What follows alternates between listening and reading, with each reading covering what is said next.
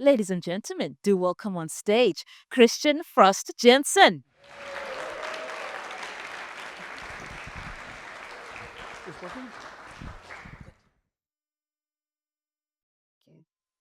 When I was a child, I really looked up to superpowers. I was a big fan of Justice League. You know, Superman, Batman, The Flash, and Wonder Woman. Superheroes that had superpowers like that. They had uncontrollable strength. They could fly and they could run with lightning speed. I remember when I was a child, I wanted to have the same superpowers. I remember running in the garden and trying to be as fast as the Flash or lift heavy objects to learn how to be strong as Superman. Now, I'm here today, almost halfway through my life. Which superpowers do I have today? None. But is that actually true? I think we are all here equipped with a new superpower. We are all equipped with AI. Because with AI, I can now do things and I have abilities that goes far beyond than I can do by myself. Maybe you remember a couple of years back when generative AI came out. I remember I tried ChatGPT for the first time and I was mind blown how, wow, with a few clicks, it could write emails for me, or I could add my ingredients and it could create specific recipes for me. Now, a couple of years down the line, here we are today, and generative AI is now turned into very business use case driven. So that basically means our workforce can now get a right hand from AI assistants. Now, I didn't get the superpowers that I dreamed of when I was a child, but at least now I have very intelligent AI assistants always available in my pocket.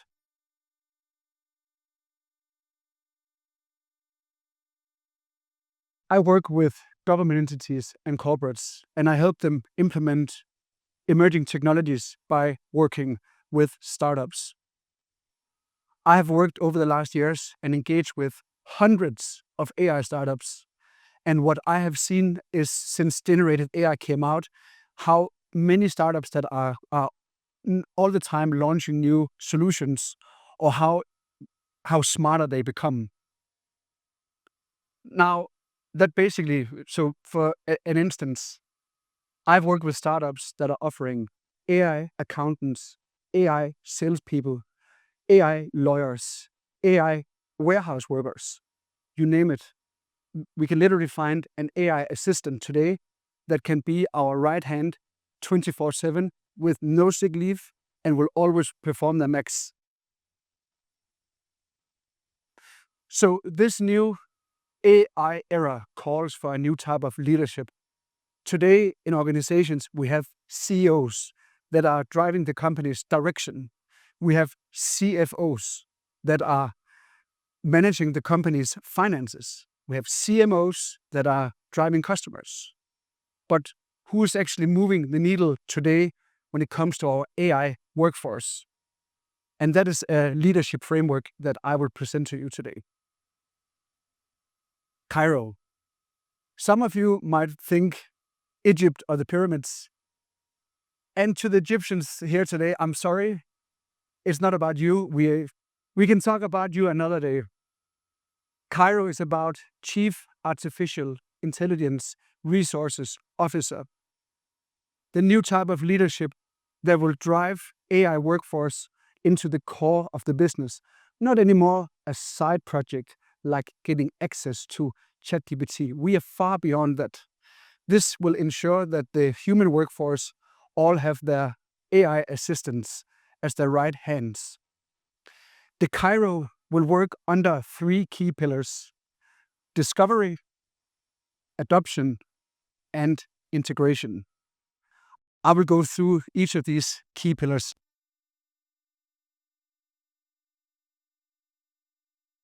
The first is discovery. So the Cairo would need to always be looking out for which AI assistants exist in the market and which AI assistants are coming up. Also, the Cairo would need to ensure that once the Cairo finds a AI assistant that can really improve the company, will experiment and test the assistant. The Cairo will not sit and wait until there's a challenge that an AI assistant can solve. The Cairo will be proactive.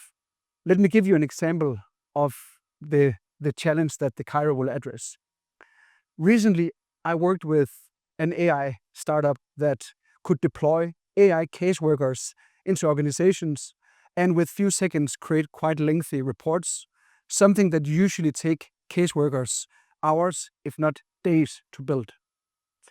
This startup approached a corporation, and the first they met was the IT department. Do we have any IT people here? So I don't hope I step on you IT people, but IT people can be a bit binary. So when you approach them, they sit with a checklist and figure out, can this be implemented? Yes or no. On the other side of the table, you have the business unit. The business unit are now in this example, the caseworkers. When you present the tool for them, they are like, but I have to change my workflow and also I need to learn something new, and that's more like a burden. That's not important. But it is. I also understand them. They have built these reports for years. Why should we get a new tool? So this is what the Cairo needs to do in this discovery phase. They must ensure that they get over this resistant to change. They need to always go out and figure out what is in the market and test and experiment those solutions. So that is the first pillar, discovery.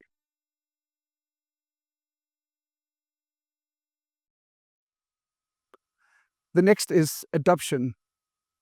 And I just added a quote. If corporates crawl and AI sprints, the gap widens fast. What do I mean by that? As I said before, AI is just improving. We see the algorithms are getting more complicated or complex. We see more AI startups coming out, new solutions. Every single day we see something new is coming. The speed is just high and the AI is just advancing fast. And unless we talk about a corporate's core business or core product, they're not known for moving fast. So let's put ourselves in the shoes of now a user in a corporate. If this user wants to implement this AI tool, the user now have to first make a scope together with other business units. Once there's a use case, that use case will be approved by procurement. If the organization is large enough, we'll go into tender and get different offers. They have to choose which they want to go with. They have to implement, they have to test, they have to do all this long process. And before it ends up to the end user, they also have to do learning and development, and they have to do standard operation procedures, so they have a governance around it. Yikes. So this data shows that this process goes from between 3 weeks to 18 months. And 18 months when it comes to AI is a lifetime. When every week something new comes up. So the Cairo, to really embed these AI assistants and be ahead of the game, would need to close this AI opportunity gap. So the Cairo scout and experiment with tools, select those tools that can really move the needle for the company, and then ensure that it will be adopted fast. The last pillar is integration. So now we have the AI assistants are now working with the human workforce. The human workforce are happy because now they can do their job way faster and eventually more precise than before.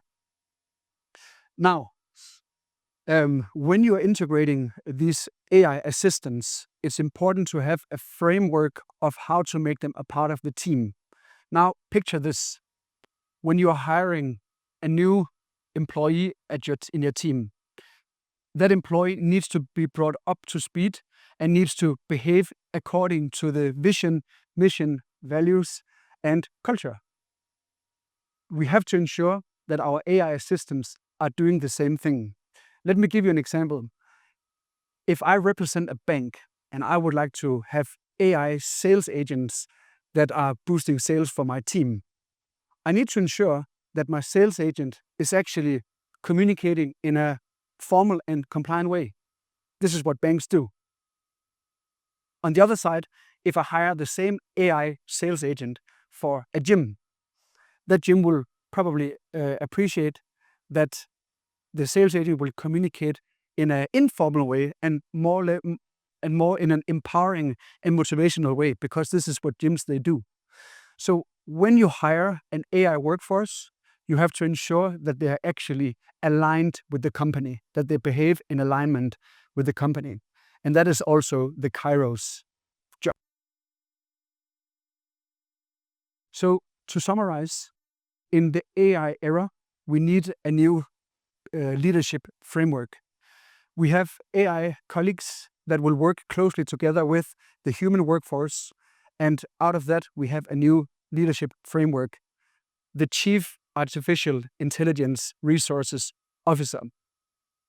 The Cairo, and the Cairo will drive the AI workforce strategy under 3 pillars: discovery, scout and experiment the AI tools they can find, adopt fast because AI is moving fast, and integrate, ensure those AI systems are working in alignment with the company.